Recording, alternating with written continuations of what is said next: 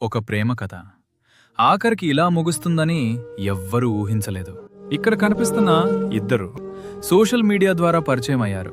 చిన్న చిన్న మాటలు, రోజువారీ చాట్లు, అవి నెమ్మదిగా ప్రేమగా మారాయి. ఇద్దరూ ఒకరినొకరు చాలా నమ్ముకున్నారు. కులాలు కూడా ఒకటే. అందుకే తమ ప్రేమకు ఎలాంటి అడ్డంకులు ఉండవని అనుకున్నారు. కానీ జీవితం వాళ్లను మరోలా పరీక్షించింది. అబ్బాయి కుటుంబం ఈ పెళ్లిని అంగీకరించలేదు. ఎంత ప్రయత్నించినా వాళ్ళు ఒప్పుకోలేదు. అయినా ప్రేమ మీద నమ్మకంతో ఇద్దరూ పెద్దల్ని ఎదిరించి పెళ్లి చేసుకున్నారు.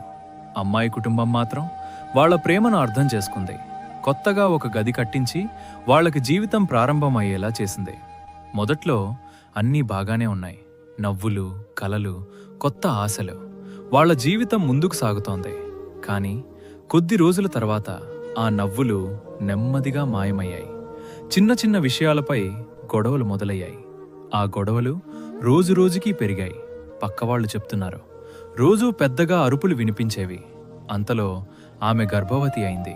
అది వాళ్ల జీవితంలో ఒక ఆనందం కావాలి. కానీ అది కూడా శాంతి తీసుకురాలేదు. ఒకరోజు భర్త ఆమెను తన తల్లిదండ్రుల దగ్గరకు తీసుకెళ్లాడు. అక్కడ మళ్లీ గొడవ. మాట మాట పెరిగింది. అవమానాలు, బాధ, కోపం. మళ్లీ మాదాపూర్కు వచ్చాక ఆ కోపం మరింత పెరిగింది. మంగళవారం ఉదయం ఇంట్లో మళ్లీ వాగ్వాదం జరిగింది.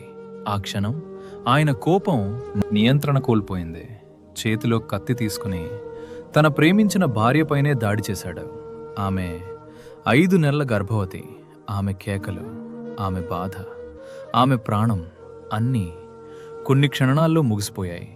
దాడి చేసిన తర్వాత అతను అక్కడి నుంచి పారిపోయి తర్వాత పోలీసులకు లొంగిపోయాడు. ప్రేమంటే ఒకరి కోసం ప్రాణం ఇవ్వడం. కానీ ఇక్కడ ప్రేమే ప్రాణం తీసింది. ఒక అమ్మాయి నమ్మకం, ఒక కుటుంబం ఆశలు, ఒక పసిబిడ్డ భవిష్యత్తు అన్నీ ఒక క్షణంలో నాశనమయ్యాయి. ఇలాంటి వాణ్ణి మనిషి అనాలా? ప్రేమ పేరుతో నమ్మకం పెట్టుకున్న అమ్మాయిని ఇలా చంపిన వాడికి క్షమించాలా? ఒక గర్భవతి ప్రాణం తీసిన వాడికి కఠినమైన శిక్ష పడాలా? లేదా? మీ అభిప్రాయం కామెంట్లో చెప్పండి.